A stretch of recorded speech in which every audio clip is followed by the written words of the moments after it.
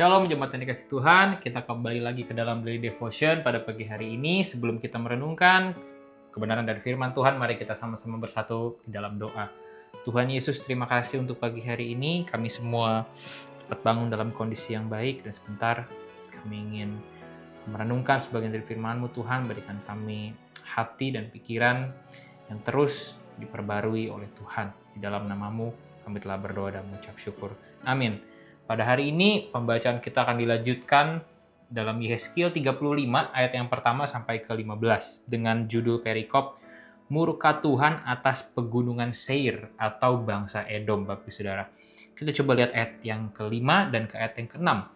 Oleh karena dalam hatimu terpendam rasa permusuhan yang turun-temurun dan engkau membiarkan orang Israel menjadi makanan pedang pada hari sial mereka, waktu saatnya tiba untuk penghakiman terakhir. Oleh sebab itu, demi aku yang hidup, demikianlah firman Tuhan Allah. Aku akan menjadikan engkau darah dan darah akan mengejar engkau. Oleh sebab engkau bersalah karena mencurahkan darah, maka darah akan mengejar engkau. Edom ini adalah keturunan Esau, Bapak Saudara, saudara dari Yakub, yaitu bangsa Yehuda. Yang dimana seharusnya sebagai seorang saudara ya kita saling mengasihi ya. Namun di sini Edom malah membangun sebuah permusuhan, dan bahkan ketika dulu Yehuda diserang, mereka malah bersuka cita dan ingin menguasai tanah mereka. Di sini Tuhan menunjukkan murkanya dengan menegur Edom karena sikap hati mereka yang malah menikmati penderitaan orang lain.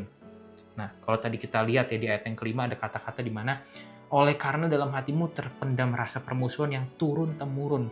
Berarti Edom ini sudah memelihara rasa permusuhan dan kepahitan ini selama bertahun-tahun. Dan pada saat akhirnya jatuh, mereka malah merasa puas, Bapak Saudara. Hal ini sangat mungkin terjadi sama kita ya, mungkin tidak kita sadari, Bapak Saudara. Kita mungkin ya tidak berbuat jahat kepada orang lain, kita tidak menjatuhkan orang lain, kita tidak merugikan orang lain, tapi ketika ada rekan kerja kita yang memang dia adalah orang yang sombong, dan saat mereka gagal, kita malah senang, kita malah puas. Ataupun ada orang yang memang menyakiti kita, akhirnya mereka terkena masalah, kita malah puas, kita malah senang gitu atas penderitaan mereka. Mungkin kita tidak bereaksi apa-apa, kita tidak menunjukkan perbuatan atau reaksi yang macam-macam, tapi dalam hati kita ini ada suatu kepuasan. Nah, Yehezkiel 35 ini mau mengingatkan kita bahwa hati-hati, Tuhan tahu hati kita, Tuhan tahu apa yang kita rasakan dan apa yang kita pikirkan. Dan pastinya itu bukan merupakan cerminan dari karakter Allah yang senang atas penderitaan orang lain. Tuhan mau kita tidak memelihara dendam, tidak bersuka cita atas penderitaan orang lain, dan tidak menjadikan kegagalan orang lain menjadi sumber kepuasan kita.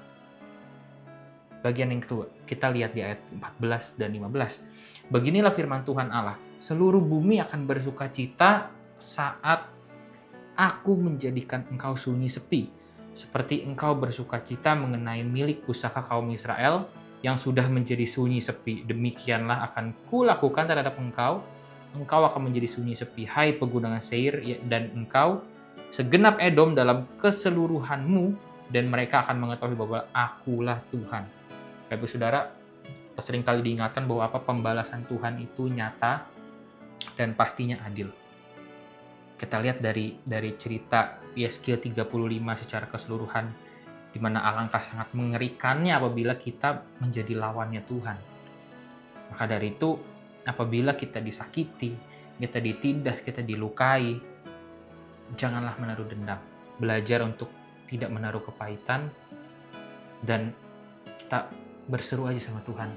Kita berserah aja sama Tuhan, kita berdoa, kita sampaikan apa yang menjadi keluh kesah kita, dan Tuhan pasti mendengar dan membela kita.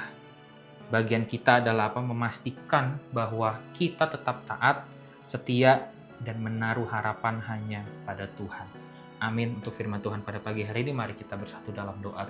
Tuhan, terima kasih untuk pagi hari ini atas firman-Mu Tuhan. Kami mau belajar terus Tuhan untuk tidak menaruh dendam, untuk tidak menaruh kepahitan terhadap siapapun, bahkan orang-orang yang menindas kami, karena kami yakin dan percaya bahwa Tuhan ada di pihak kami, dan Tuhan pasti membela kami tepat pada waktunya. Terima kasih, berikan kami hari ini hikmat dan damai sejahtera datang daripada Tuhan, dan kami juga yakin kasih dan berkat Tuhan lingkupi kami sepanjang hari ini. Di dalam nama Tuhan Yesus kami telah berdoa dan mengucap syukur. Amin. Sampai jumpa di Daily Devotion selanjutnya. Shalom.